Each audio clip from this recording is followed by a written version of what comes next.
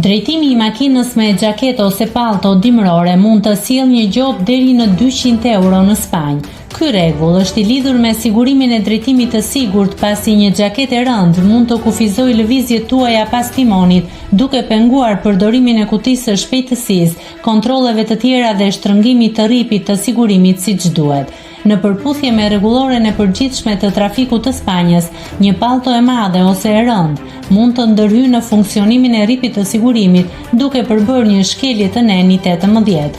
Po ashtu, ky rregull zbatohet edhe në Britaninë e Madhe, ku një gjop për drejtimin me xhaketë dimrore arrin deri në 100 pound, rreth 120 euro.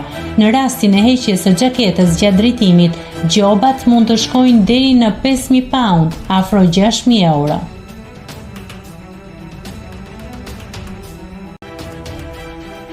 Nëse klikoni mbi butonin subscribe, do t'ju shfaqen të gjitha publikimet tona. Ju ftoj t'i bëni subscribe kanalit, të pëlqeni videot dhe të lini komentin tuaj.